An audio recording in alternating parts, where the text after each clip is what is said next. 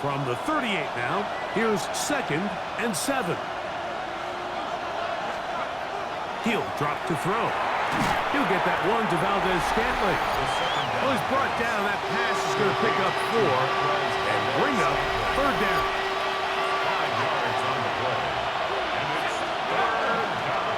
We'll try and pick this up by running option to the right.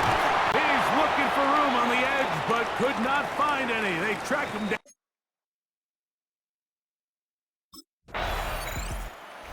Seahawks head coach Mike McDonald there. His guys head back out for their next possession. Greg, you take a peek back and look at the NFC West in totality. You just are reminded of how quick things change. I don't think anybody in the country thought the 49ers would be the last place team in this division last year. Shows you, one, how changeable it is, but also the quality of teams in this division. Yeah, absolutely. And I mean, they were the Super Bowl favorite, at least out of the NFC a year ago. And then to find... Picked off by the man who won a ring last year, Darius Slay. And he's going to bring this one back. A DB's dream. A pick 6 for touchdown. That's about as bad as it could possibly.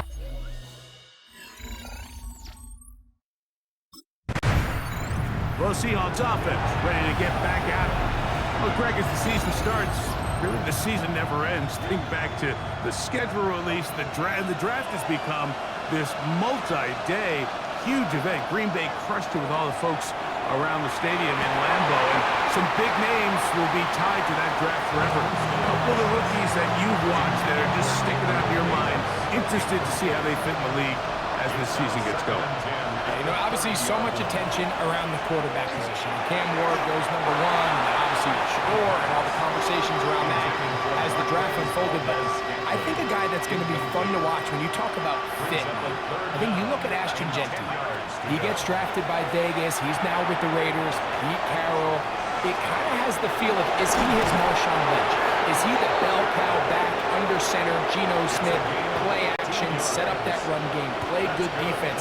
This feels like the early path Pete Carroll took when he took over in Seattle and turned them into a Super Bowl champion. So I'm not saying Genty's Marshawn Lynch, but he certainly feels like that's the fit the Raiders were going for when they took him with their first-round pick. Hey, let me ask you about Travis Hunter. Of course, a Heisman winner. Colorado, great play, both sides of the ball. Under pressure, and he'll go down. They got him. That is Deshaun Elliott on the safety blitz, bursting in to record the sack. 2 minutes remain here in this first half. We'll come back to the Steel City after this. Work to do following the sack. It is 3rd and long.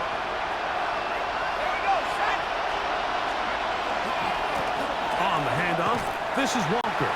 Searching for some kind of seam to go forward. It's not there. They get him behind the line. 4th down's coming up. 2 yards. Brings up 4th down.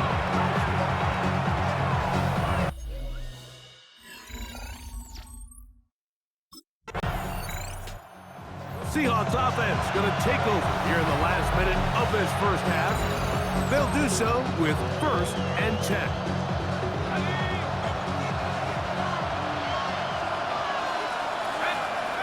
They'll come out throwing here to start the drive. The pass. They'll look to pick up the pace. 10 yards on the pickup. It's 2nd and inches. On play action, he'll set up to throw. That one's incomplete. Good coverage there. Made it uncomfortable for the receiver. Couldn't hang with it, and it brings up 3rd down. And less than a yard. He'll look to throw. He's got the connection there to Valdez-Scantling. He's going to have the 1st down. So they convert on 3rd down with a pickup of 9. 3rd and inches, you see a lot of teams try to take a shot. Why, Mike? Because they know on 4th and inches, they still have a chance to convert the 1st down. The shot wasn't there, but they're still able to pick up a nice gain and convert and bring up 1st down. Now Seattle will use the final timeout. On the stop, just under 30 seconds to go in this 2nd quarter. It's 2nd This may look like a simple connection, Mike, just pitch and catch, but I can promise you the amount of time these two guys have spent together on the practice field, in the meeting rooms, just getting on the same page, seeing the game through the same set of eyes, it makes what's pretty difficult seem a lot easier. Now a 1st and 10 from the 38-yard line. Back to the air one more time. Flush to his right. Escaping the danger of throwing and completing. And they bring him down, but not until they get inside the 30-yard line. 4 yards. That's another Seahawks first down. They'll look to throw yet again. Forced to his right. Taking off. And he'll wind up getting about 4 before he's shown the sideline. Out of bounds at the 23-yard line. It's a gain of 5.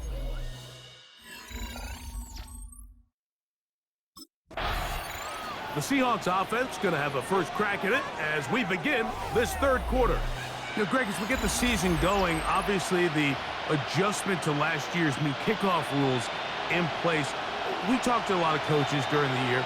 Folks didn't seem too bothered about letting the other team have the ball at the 30-yard line after a touchback. But the 35-yard line, I don't know, does that feel any different to you? You know, it does, and I think the part that people don't talk about enough, Mike, is the impact that it's making on going for it on 4th down, not settling for field goals. Because remember, in the old days, if you got stopped inside the 5 or you scored inside the 5, it was all the difference of if I kicked a touchback, they got the ball at the 20. There wasn't that much of a spread, but now all of a sudden, is it in my best interest to settle for a field goal and kick off when I could give you the ball at the 35? Or even if I fail down there tight in the red zone on the 3, you now possess the ball inside your own 5-yard line. So I think that's an element now that's causing offenses to go for more touchdowns, kick less field goals, because the ensuing kickoff is giving my opponent the ball in much more favorable territory.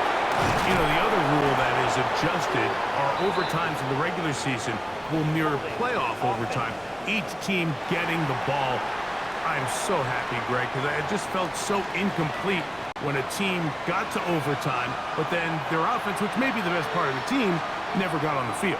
Yeah, and I couldn't agree more, and you hear everyone saying, oh, well, just get a stop. Well, it's that legendary game between Mahomes and Josh Allen where neither team stopped anyone. It was just an offensive touchdown festival, so you won a coin toss, and you get the ball. Well, the other team's defense hadn't gotten a stop the whole game. If Josh Allen got the ball first, he probably would have scored on a walk-off. So I love the idea of both teams getting the ball. If a game is good enough to go to overtime, let's finish it. We don't need to be in a rush. There's no curfew. Let's let the guys finish it on the field. A lot more similar to how the regular game goes and not have significantly different game flow come overtime. He was looking for Kenneth Walker.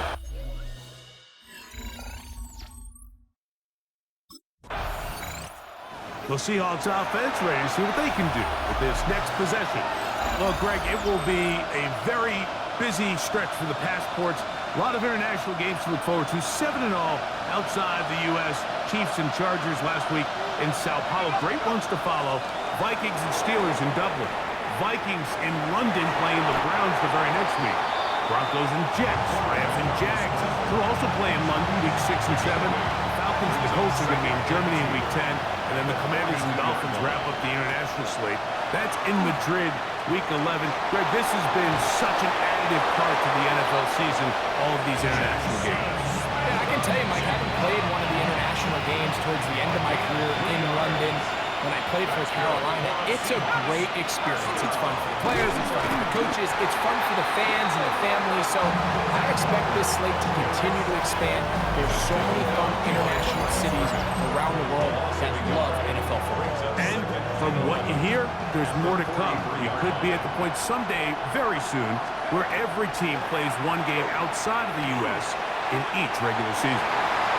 That one down the field, but they cannot connect, and it's incomplete. Marquez Valdez-Scantling, the one he was looking for, and it'll be 3rd down. Now they'll set up to throw. And he's going to give himself up, but not before he picks up the 1st down.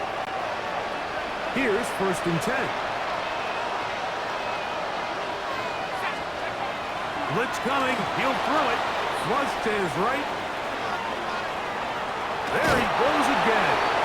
And he's out of bounds after a pickup of 3. From the 41, here's 2nd and 6. Back to throw. And he's going to be taken down, a sack on what likely will wrap up play in this 3rd quarter. So, points at a premium. Defensive battle so far as we are through 3. We'll return with more after this. This is the NFL on EA Sports. They need one right now. 3rd and long. Headed left, buying time. He'll try and get there on the ground.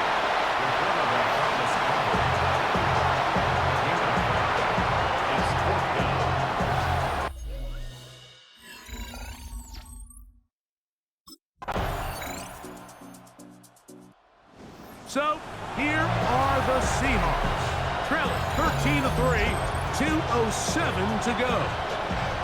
It's been a struggle to score all day, and now they need to do it twice here late to have a chance. That's going to be incomplete. Coverage very stout there. That's going to bring up 2nd down. It's now 2nd and 10. They'll look to throw. That's going to be incomplete. They cannot hook up there. And that takes us to the 2-minute warning. Towels waving, Steeler fans on their feet. It's 3rd down.